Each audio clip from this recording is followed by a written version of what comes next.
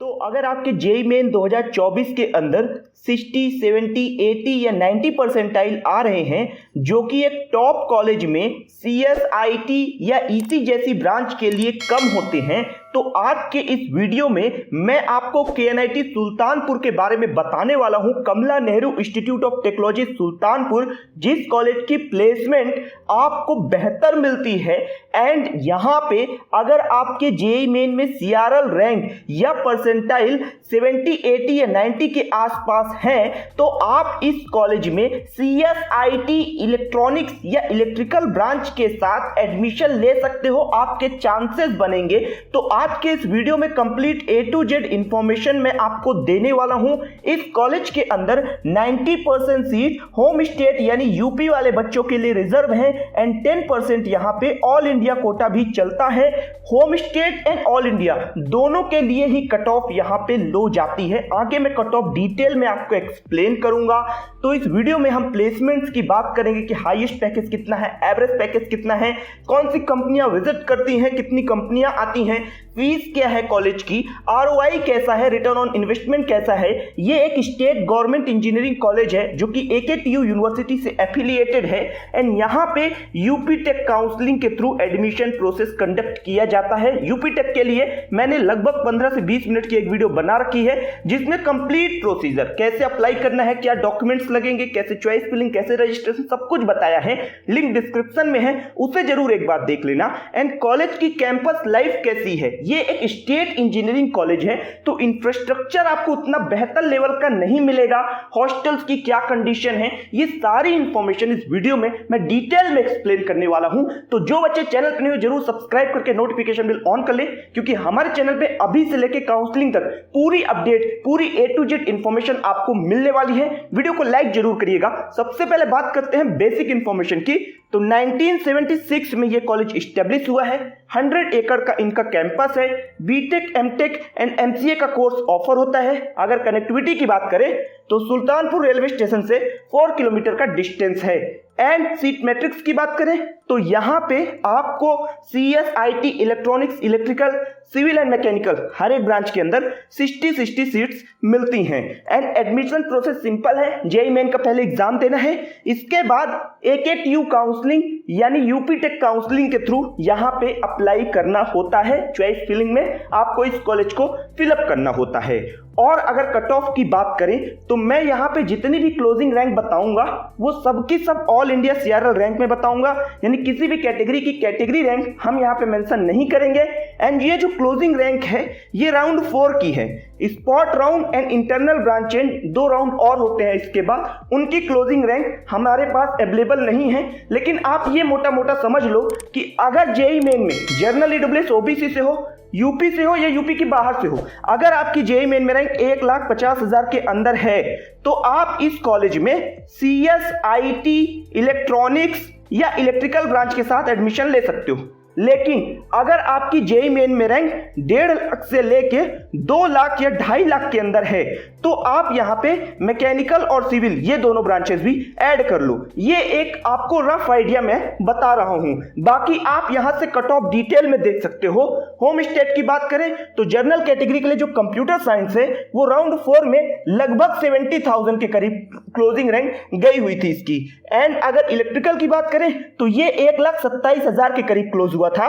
Mechanical देखो तो 1,80,000 के करीब। एंड जो सिविल है वो यहां पे 2,28,000, ये राउंड 4 का कट ऑफ है। राउंड 4 के बाद एक इंटरनल ब्रांच चेंज राउंड होता है और इसके बाद स्पॉट राउंड की काउंसलिंग होती है जो कि 2 राउंड में होती है।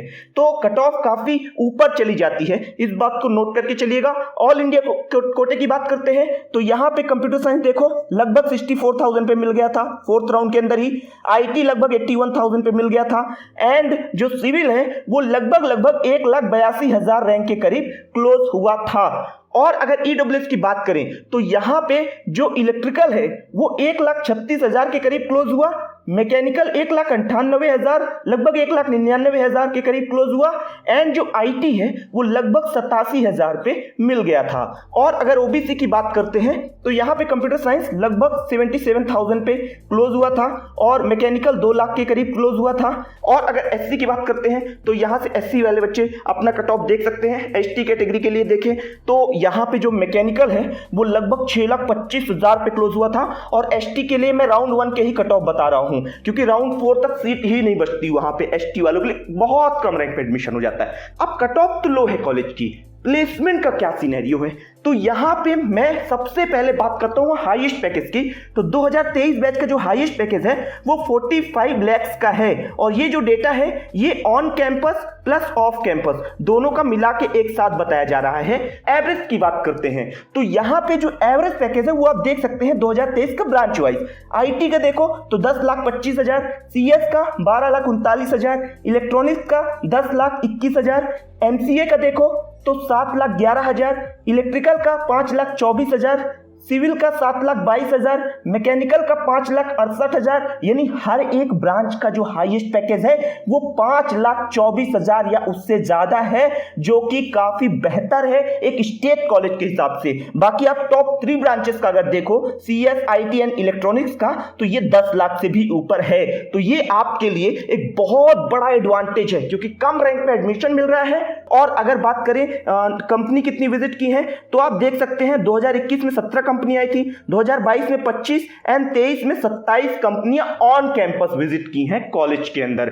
अब अगर टोटल प्लेस्ड स्टूडेंट की बात करते हैं कि कितने कितने स्टूडेंट किस ब्रांच से प्लेस हुए हैं तो यहां पे आपको सीधा सीधा स्टेट कॉलेज का फील आने वाला है क्योंकि जो नंबर ऑफ स्टूडेंट है वो कम प्लेस हो रहे हैं लेकिन जो प्लेस हो रहे हैं वो ठीक ठाक पैकेज में जा रहे हैं। तो सिविल से देखो तो 14, सीएस से 45, इलेक्ट्रिकल से 19, इलेक्ट्रॉनिक्स से 19, आईटी से 38 एंड मैकेनिकल से 30। तो आप ये समझिए कि ये college CS, IT, electronics and electrical in 4 branches के लिए तो डेफिनेटली सेफ है। आप बड़े आराम से आंख बंद करके एडमिशन ले सकते हो। बाकी यहाँ पे मैकेनिकल की भी प्लेसमेंट ठीक ठाक हुई है, सिविल की थोड़ी डाउन है बट ठीक है। अगर एवरेज पैकेज देखो तो ठीक है, आपके अंदर पोटेंशियल है तो आप यहाँ से प्लेस हो सकते हैं। कॉलेज में कंपनियां विजिट करती हैं, इस बात का ध्यान रखिएगा।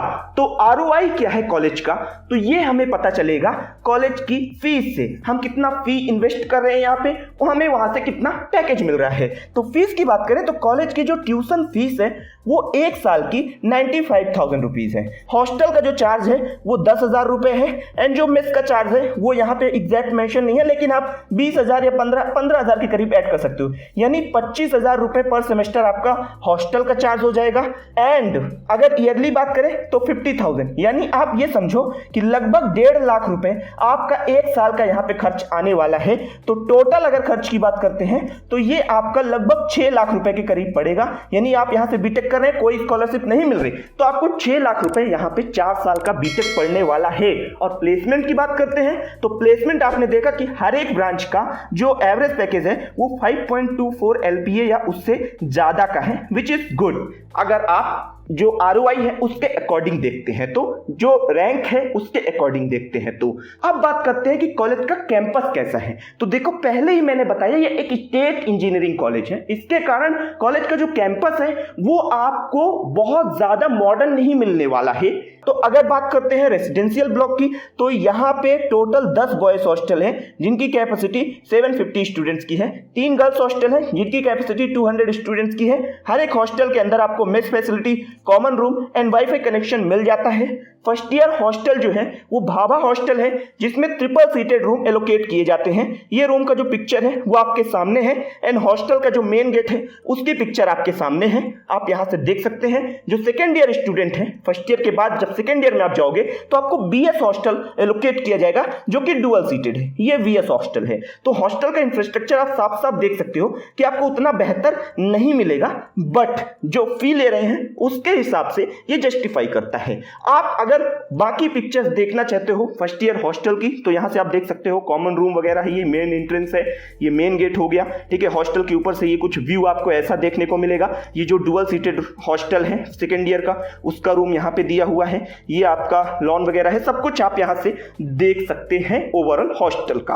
अब अगर बात करते हैं अदर फैसिलिटीज की, तो कॉलेज में आपको कैंटीन मिल जाएगी, गेस्ट रूम, गेस्ट हाउस मिल जाएगा, एंड ट्रांसपोर्ट फैसिलिटी भी कॉलेज प्रोवाइड कराता है, जिसमें 52 सीटर बस है इनके पास। इंटरनेट फैसिलिटी प्रोवाइड कराता है, 1 Gbps की स्पीड है, सिक्योरिटी फैसिलिटी है कॉलेज के अंदर, एंड हेल्थ केयर सेंटर भी है, बैंक की फैसिलिटी है, यहाँ पे पंजाब नेशनल बैंक का ब्रांच है, पोस्ट ऑफिस की फैसिलिटी है, एंड स्पोर्ट्स फैसिलिटी की बात करते हैं तो स्पोर्ट्स ग्राउंड वगैरह, इंडोर आउटडोर स्पोर्ट्स की आपको बहुत अच्छी तो नहीं लेकिन ठीक ठाक लेवल की फैसिलिटी KNIT सुल्तानपुर के अंदर मिल जाती है। तो ओवरऑल कॉलेज की जो कैंपस लाइफ है वो एक स्टेट कॉलेज के ही सिमिलर है।